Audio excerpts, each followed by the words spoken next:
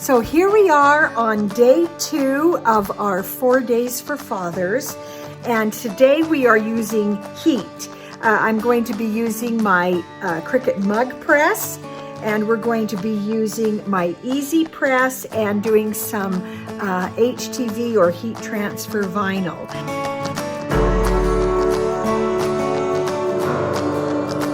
So I have a mug here, and I'm going to go ahead and use my alcohol spray to be getting that clean, and then I'll show you the rest of the materials that we'll be using. So that alcohol spray just really helps things adhere, and especially the ink. We're using infusible ink. This is a sublimation mug. It's made for sublimation. That's what we'll be doing while that dries. I'll show you some of these other things. I'm using this Cricut infusible ink, this set that's kind of a camping set that I really like. I've used that on other videos in the past. And then I'm using this set, which has some leaf and some green, but I'm using the green from that set. And so I also will be using heat resistant tape, some layers of butcher paper that are going to go around the cup. Now, I have here, I'm not going to show you because I think it's fun when sublimation is a surprise. I have here my heat transfer vinyl, and I have actually used 2 different colors, and I went into Cricut Design Space and I found the mug blank, and then I chose the size, and this is a 15-ounce mug. Let me show you that before I put that on. Cricut makes 2 sizes of sublimation blanks. This is the 15 and that's the 12. So the 15 is a few ounces bigger, but the diameter is the same. It's just that the height of the mug is different. And so I'm using the 15-ounce for this because this is going to a dad. And so what I like to do is point my handle towards me, and then I get my blank and I can rest it all the way on a flat surface and then get it well centered so that I can see the handle and I can see that the paper on either side of the handle is equal. That's what I'm going for. So I'm going to just move that just a touch to make sure I've got it even. And then if you use the mug blank in Cricut Design Space, when you weed it, you will end up with a couple of ends that are sticky that will help hold that down. But this one side, I've got to make sure is real flat on the ground. So after you get that down, you want to make sure that everything is really flat. So I'm going to really stick that down. Now, I really want that to hold. So I am going to use my heat resistant tape and just tape that extra and just make sure that's really down. Now, just to protect my heat press, to make sure that we don't have any bleed through of that ink, I don't want any of that ink to get on my press. So I have some layers of butcher paper here. I'm going to go ahead and tape that down, bring this around, and I'm going to just fold it back like this so that I know exactly where to trim it. And then I'll trim that off and bring that around. Now, with this mug, I'm not putting Dad on it. Instead, I'm putting a name because not all of the men that you are celebrating Father's Day with do you call Dad. And so this has someone's name on it. This person actually happens to be a fan of Bigfoot or Yeti, Sasquatch. And so that's what the theme of this is. So now that my light is green, I know that the mug press is ready. So I'm going to open it up, and you'll see that it opens this space right here. I'm going to very carefully put my mug in so that I don't catch the paper, any of the stuff on there, and push it all the way down. And then I'm going to close this. There we go. All right, now you'll see this light, and it's going to start traveling across. When it gets to here, it will beep and it will tell me I'm done, and then we let it cool. Now I want to show you what I made to go along with this mug. It's a coaster. Nowadays, sometimes people call it a mug rug. And I have a couple of pieces of flannel and some batting that I've cut a little bit smaller than my flannel pieces that are about 4.5 inches square.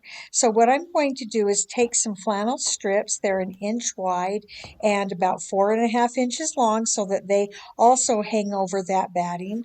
And I'm just going to put those on the batting and then sew it down, making sure that on those edges it hangs over a little, because I'm going to need that little bit of an overlap to sew the other side on. And so I am just going to alternate between the sort of woodsy looking fabric and the Bigfoot fabric, and just trade back and forth and press them down as I go, overlapping strips alternating the fabrics. And then what I'm actually doing is creating a sort of a stripe out of all of this flannel fabric. And so I'm just going to let this go and let you kind of watch how I did this, just one strip at a time. And then as you'll see here, then I open it up, iron it flat, put the next one on, sew that down, so that I am just always adding a new one on until I have a nice pattern of striped fabric.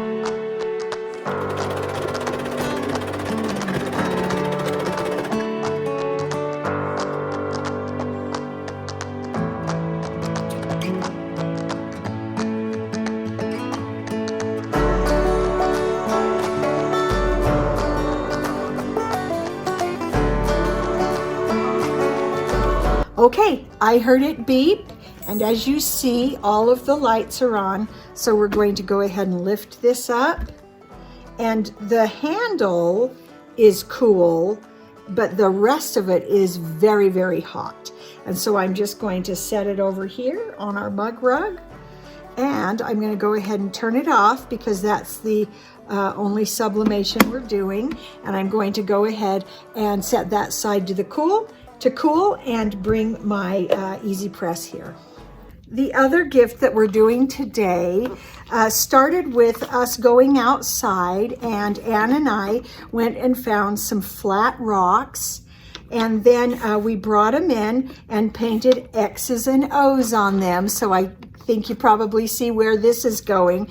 This is a great gift for a child to make for their dad. So we've got the X's and O's, and then I have this sublimation blank zipper bag, and so we're going to use that, and on it we're going to put this thought here, and it's going to say, "Dad, you rock," and have a little tic-tac-toe with a heart in it. So this is all done from heat transfer vinyl. And so when you do heat transfer vinyl, you get your design ready, and then before you cut it, you make sure that you mirror that image so it's printing like this, it's printing backwards. And you always put shiny side of your heat transfer vinyl down, and then it'll cut through and you weed that side. So now when we go to apply it, we have it like this, and we have this plastic barrier between our heat source and our actual vinyl that is now going to be heated and put into that fabric. Okay, so I have my Easy Press turned on, and when I looked at the Cricut heat guide, I saw that the temperature needs to be 315. So I'm going to touch the temperature icon and then use this button to raise it to 315, and then touch the icon again, and that sets it, and it will start to heat it to that temperature.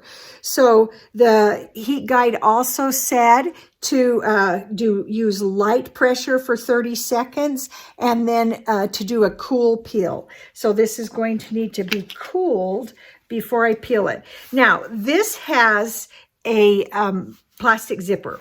Be very careful to not put your heat press over that zipper, or it can melt it. So we're going to just make sure that we're being very careful about that. Oh, and it looks like I still need to weed out the insides of my vinyl, my HTV here. I'm glad I noticed that. There have been times when I maybe have not paid good enough attention and have ended up not doing those kinds of things and regretting it and having to start over. And it's especially a problem when you're doing HTV, because once it's down on there, it's down, and it is not coming off. So we'll go ahead and just quickly get those weeded. Now, when you're using HTV, you want to make sure that you do not have any little bits of little pieces of HTV anywhere, because it'll get ironed on down to your fabric. Okay, so let's try that again. So let's go ahead and preheat that bag, avoiding the zipper. There we go. And now let's get this put down on our bag. All right, so we've got that down. I'm going to go ahead and get that one down first, and then we'll do the second part. Okay, so according to my instructions, it's light pressure for 30 seconds. So we'll go ahead and start that, and then it will do the countdown. Okay, now make sure you stay with me, because this is cooling off, and then we'll do a reveal. Okay, that is done. So we're going to let that cool, because it says a cool peel. So I'm going to take it off of my mat, because that will help hold the heat in. And I'm just going to set this on my cool table to help it cool a little bit faster. Okay, let me just tell you a little bit about this HTV. I hope you can see on camera, shiny side, dull side. Always cut shiny side down. And then I like to also, before I remove it from the Cricut, just test to make sure it cut really well. And then I'll go ahead and do the removal from the Cricut. With HTV, you always mirror your image. And so those are two really important things to remember when you're using HTV. Okay, so that's nice and cool. So I'm going to peel this up slowly at an angle, and I'm watching to see if all of those pieces, they did. It looks like they went down really, really well. Now we're going to add our little tic-tac-toe board, but I don't want to put heat right on these things I just heated. So I'm putting that sheet back on. So I've got my tic-tac-toe board down close onto the fabric, and then that sheet can go over the top. And here we go again, 30 seconds at 3:15. Okay. Now, one more time, let it cool. Now let's see how our mug is. It is cool. It is not terribly hot, so I think I should be able to take that off. Let me get that. Okay, and it looks like I really did not get much bleed through. I got a little bit up at the top here, but not too much. So this one I will throw away because there is a little bit of ink and I don't want it to sublimate onto my next project. The other pieces, though, I can save and reuse. Okay, now let's see here.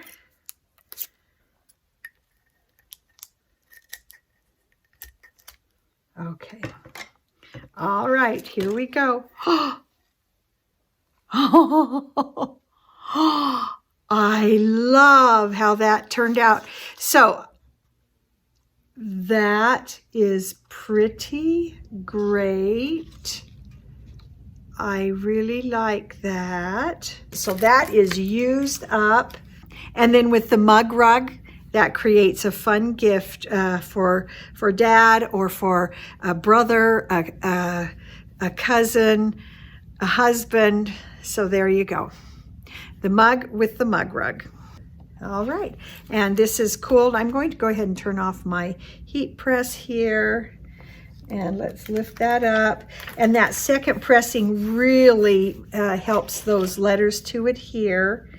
And let's see how that goes. Beautiful.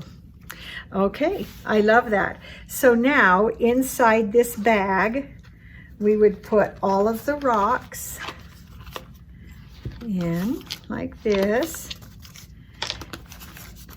And along with it, a box of sidewalk chalk that we can just slide right in there.